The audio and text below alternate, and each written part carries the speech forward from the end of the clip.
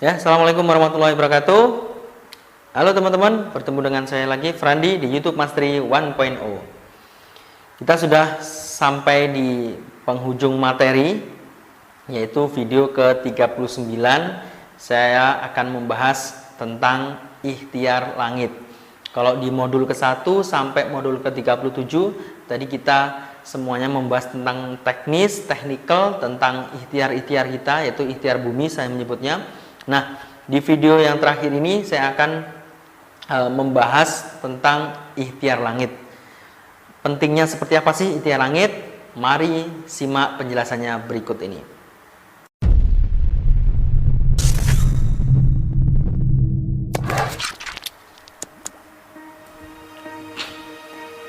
Oke, teman-teman. Jadi ikhtiar langit, kalau di bab-bab sebelumnya saya selalu menyampaikan tentang strategi, teknis gitu ya. Itu yang saya sebut dengan ikhtiar bumi. Jadi, ikhtiar yang berhubungan langsung dengan antara proses dengan hasil. Tapi ada juga ternyata ikhtiar-ikhtiar itu yang ikhtiar langit gitu ya. Faktor-faktor yang mempengaruhi di luar strategi, kepintaran, kecerdasan kita sebagai manusia.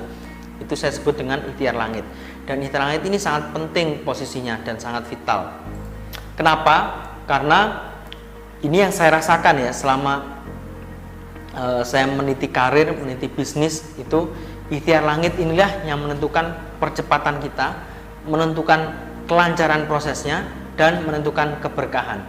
Kalau teman-teman pengen mengalami percepatan yang sangat cepat di bisnis ataupun karir, maka teman-teman harus kencengin di ikhtiar langit. Kalau teman-teman pengen urusannya lancar gitu ya, semuanya diberi kelancaran gitu ya, itu juga lakukan, kuatkan di ikhtiar langit. Dan yang terakhir yang sangat penting itu adalah keberkahan. Keberkahan ini adalah bagaimana aktivitas-aktivitas kita ini bisa mendekatkan kepada Allah Subhanahu wa taala.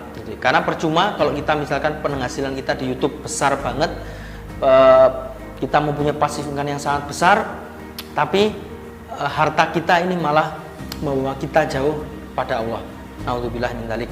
Maka ikhtiar langit ini menurut saya sangat bagian yang sangat penting dan harus saya sampaikan di akhir ini agar teman-teman bisa mengalami percepatan, semua urusannya diberikan kelancaran, dan yang terpenting adalah mendapatkan keberkahan. Nah, apa saja sih yang termasuk ikhtiar langit? Kalau saya paling tidak ada 6 ini ya yang bisa kita lakukan untuk menjemput ikhtiar langit gitu ya. Yang pertama adalah berbakti kepada orang tua, kemudian berbuat baik kepada pasangan, yang ketiga adalah sedekah, keempat istighfar, kelima bersyukur, dan terakhir adalah bertakwa. Yang pertama adalah berbakti kepada orang tua. Dalam sebuah hadis Tirmizi diriwayatkan oleh Tirmizi, hadis ini sahih menurut Ibnu Hibban dan Al-Hakim, bahwa keridhaan Allah tergantung pada ridho orang tua dan murka Allah tergantung pada murka orang tua. Jadi semua kemudahan yang saya terima adalah karena ridha Allah, dan ridha Allah adalah karena orang tua meridhoi saya.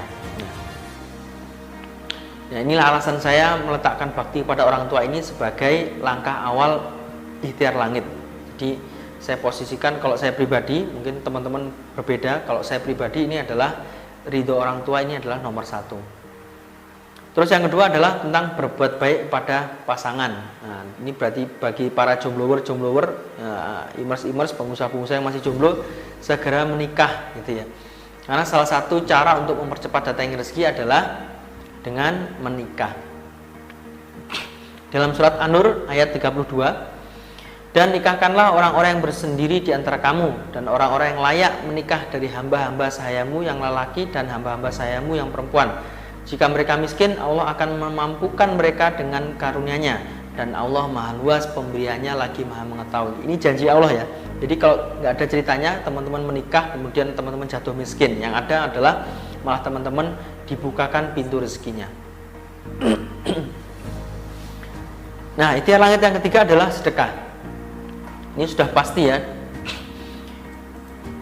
Nah, dalam Quran surat 65 ayat ke-7, hendaklah orang yang mampu memberi nafkah menurut kemampuannya, dan orang yang disempitkan rezekinya hendaklah memberi nafkah dari harta yang diberikan Allah kepadanya. Allah tidak memikulkan beban kepada seseorang, melainkan sekedar apa yang mereka berikan kepadanya. Allah kelak akan memberikan kelapangan sesudah kesempitannya. Nah, ini juga janji Allah bahwa sedekah itu akan malah memberikan kelapangan. Nggak mungkin kita bersedekah kemudian jatuh miskin, tapi sedekah ini adalah kunci untuk melipat gandakan harta kita, melipat gandakan rezeki kita. Dan yang berikutnya adalah istighfar. Dalam Quran surat 71 ayat 10-12, maka aku katakan kepada mereka, mohonlah ampun kepada Tuhanmu, sesungguhnya Dia adalah Maha Pengampun. Niscaya Dia akan mengirimkan hujan kepadamu dengan lebat, dan membanyakkan harta dan anak-anakmu, dan mengadakan untukmu kebun-kebun, dan mengadakan pula di dalamnya untukmu sungai-sungai. Jadi Allah sudah menjamin rezeki pada setiap umatnya, namun ada suatu hal yang dapat menghalangi rezeki itu turun, yaitu karena dosa atau karena maksiat yang kita lakukan. Oleh karena itu dibutuhkan introspeksi diri dan muhasabah. Istighfar ini adalah hubungannya dengan taubat, menyadari kesalahan, berjanji tidak mengulangi, dan melakukan amal soleh. Jadi esensinya istighfar seperti itu. Jadi kalau misalkan teman-teman sudah berusaha keras, sudah melakukan YouTube Mastery dengan ini, pokoknya sudah melakukan semuanya lah, udah siang malam berjuang keras membuat konten, mengupload, udah 40 video tapi tetap zonk, maka teman-teman harus mulai muhasabah diri, mulai beristighfar. Bisa jadi rezeki teman-teman itu sudah mau turun tapi masih terhalang karena adanya dosa dan maksiat. Dengan istighfar yang diikuti taubat nasuha, tidak ada lagi penghalang untuk menerima rezeki dari Allah. Hadis riwayat Abu Daud dan Ibnu Majah, barang siapa yang memperbanyak istighfar, Allah jadikan baginya kemudahan dari setiap kesulitan dan menjadikan jalan keluar dari setiap kesempitan, dan Dia memberikan rezeki dari arah yang tidak disangka-sangka. Dan yang kelima adalah bersyukur. Dalam Quran surat ayat 14 ayat 7, dan ingatlah juga tatkala Tuhanmu memaklumkan, sesungguhnya jika kamu bersyukur pasti kami akan menambah nikmat kepadamu, dan jika kamu mengingkari maka sesungguhnya azabku sangat pedih. Jadi syukur ini berkorelasi dengan nikmat ya. Semakin kita bersyukur maka semakin Allah nambah nikmat kita. Bersyukur baik secara lisan maupun perbuatan. Bersyukur dalam keadaan lapang maupun sempit, saat bahagia maupun sedih, saat mudah maupun sulit. Rasulullah SAW mengajarkan untuk mengucapkan Alhamdulillah ala kulli hal, segala puji hanya milik Allah atas setiap keadaan. Dan yang terakhir adalah dengan bertakwa. Jadi bertakwa adalah berusaha maksimal menjalankan perintah Allah dan menjauhi segala yang dilarang. Ini dalam Quran surat ayat 65. Dalam Quran surat 65 ayat 2-3, barang siapa bertakwa kepada Allah, niscaya Dia akan mengadakan baginya jalan keluar dan memberinya rezeki dari arah yang tidak disangka-sangka. Dengan bertakwa kepada Allah, Allah akan memberikan janji bahwa akan mendapatkan rezeki dari arah yang tidak terduga. Jadi begitu teman-teman tentang ikhtiar langit. Posisinya ini sangat vital. Jadi harapannya selain kita melakukan ikhtiar bumi dari modul 1 sampai modul 37, di modul 38 ini saya tutup dengan adanya ikhtiar langit. Artinya jangan sampai teman-teman melupakan ikhtiar langit. Kecerdasan kita, kepintaran kita, kerja keras kita itu tidak ada artinya kalau teman-teman mengabaikan ikhtiar langit ini, kalau teman-teman mengabaikan faktor-faktor langit yang bisa menentukan keberhasilan. Terima kasih, semoga bermanfaat.